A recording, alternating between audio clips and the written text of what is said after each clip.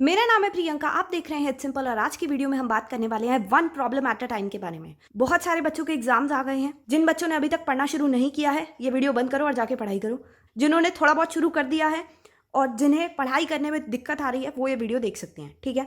One problem at a time, इसका मतलब क्या है?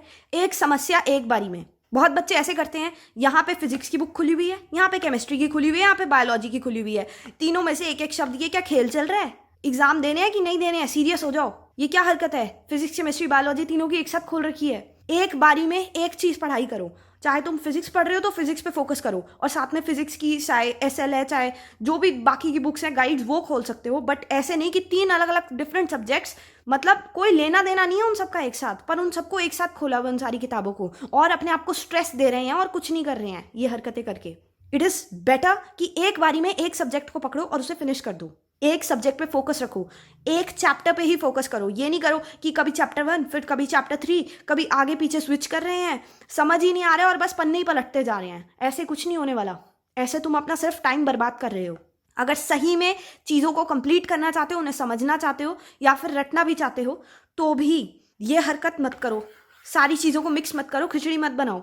ऐसे कभी पढ़ाई नहीं होती है, मजाक है कि सारी चीजें एक साथ खोल ली हैं, सारे अलग अलग सब्जेक्ट से एक साथ खोल ली हैं और फिर अब हम एक एक लाइन याद कर रहे हैं एक एक सब्जेक्ट में से। ये टॉपर्स की आदतें नहीं होती पढ़ाई करने के लिए। किसी भी टॉपर ने एक भी चीज, एक भी चैप्टर पकड़ लिया, पहले वो उस चैप्टर को अच्छे से करेंगे, फिर ही जाके आगे वाले चैप्टर पे मूव ऑन करेंगे। ऐसे नहीं होता है कि तुम बस यहाँ पे चैप्टर 1 इसका रीड मार लिया, इसका चैप्टर 1 रीड मार लिया, इसका चैप्टर 1 रीड मार लिया। रीडिंग से कुछ नहीं होगा। या तो उसे लर्न करो, समझो, या फिर उसे रट लो।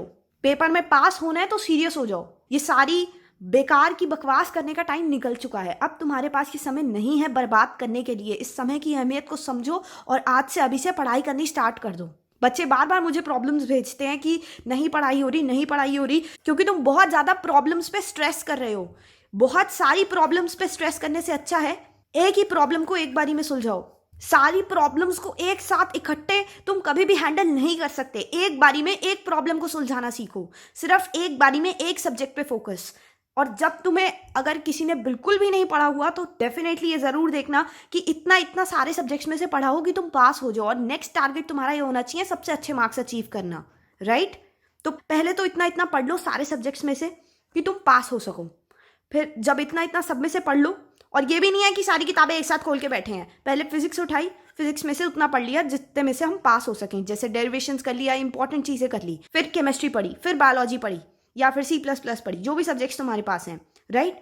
और फिर हम सेकेंड टाइम जब याद करना स्टार्ट करेंगे तो हम उस तरीके से याद करेंगे कि हमारे और अच्छे मार्क्स आ पाए। इन डेप्थ पढ़ाई करेंगे हर चैप्टर की। पर इस चीज का ये मतलब बिल्कुल नहीं होता है कि फिजिक्स केमिस्ट्री बायोलॉजी तीनों की किताबें एक साथ खोल ली हैं। एक बारी में एक किताब, एक चैप्टर, उसी पे फोकस और उसी पे कॉन्सेंट्रेशन होना चाहिए तुम्हारा। तभी जाके वो चीज कहीं ढंग से दिमाग में याद होगी। और जब भी चैप्टर्स को याद कर रहे हो, रश मत करो कि ऐसे मत करो कि हाँ 15 मिनट लगे हैं, हमने लर्न तो कर लिया, अब हम नेक्स्ट चैप्टर पे पहुंच जाते हैं। नहीं, लर्न करने के बाद 2 बार एटलीस्ट जरूर रिवाइज करो ताकि तुम्हें याद रहे। क्योंकि बहुत बार ये प्रॉब्लम होती है कि पढ़ा तो था यार पर याद नहीं आ रहा। वो इसलिए याद नहीं आ रहा है, तुमने रिविजन तो की नहीं है, अब तो भूलोगे ही भूलोगे।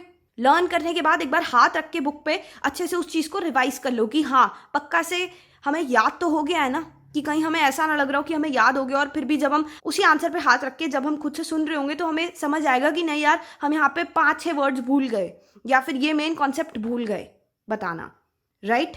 इसीलिए कुछ भी पढ़ रहे हो ये 2 चीजें जरूर याद रखना कि one problem at a time, एक बारी में एक समस्या से जूझेंगे और उसे सुलझा कर ही आगे बढ़ेंगे, राइट? और दूसरी चीज, डोंट रश। अच्छे से पढ़ाई करो, टेक योर टाइम। जितनी देर में याद हो रहा है, आधे घंटे में भी एक आंसर याद हो रहा है ना, कोई नहीं, एक तो हो रहा है ना, और हमें पता है कि वो इतना इंपॉर्टेंट है कि वो एग्जाम में आएगा, तो डेफिनेटली जितना टाइम लग रहा है लगाओ। कुछ बच्चे स्लो याद करते हैं, कुछ बच्चे फास्ट याद करते हैं, वो अलग चीज़ है। बट जरूरी ये नहीं है कि तुम्हें कितनी देर लग रही है पढ़ाई करने में। जरूरी ये है कि क्या तुम पढ़ाई कर पा रहे हो, क्या तुम याद कर पा रहे हो। क्योंकि एंड में ये मायने नहीं रखेगा कि किसे कितने आंसर्स आते हैं। एंड में ये मायने रखेगा तुम्हारे एग्जाम पेपर में कि किसने कितने आंसर्स लिखे एग्जाम में। हो सकता है वो एक बच्चा हो जो 1000 आंसर्स याद करके जा रहा हो पर उन्हें अच्छे से ना कर रहा हो, जिसकी वजह से वो एग्जाम में सपोज 10 में से उसे 8 आंसर्स आते ही ना हो या याद ही ना हो सही से। बट तुमने ज्यादा अच्छे से पढ़ाई करी होगी, रश करके नहीं पढ़ाई करी होगी, इसलिए तुम्हें जो 4 भी आते होंगे ना उनमें तुम्हारे अच्छे मार्क्स आ जाएंगे। So don't rush, take your time और जितनी देर में याद हो रहा है होए, हाइपर मत हो, रिलैक्स करो और ढंग से पढ़ाई करो, ठीक है। और अपने ऊपर विश्वास रखो और तुम देखोगे कि किस तरीके से अगर तुम कॉन्फिडेंटली पेपर दोगे तो एग्ज़ाम ज़रूर अच्छे होंगे, ठीक है। नेक्स्ट वीडियो में मिलते हैं।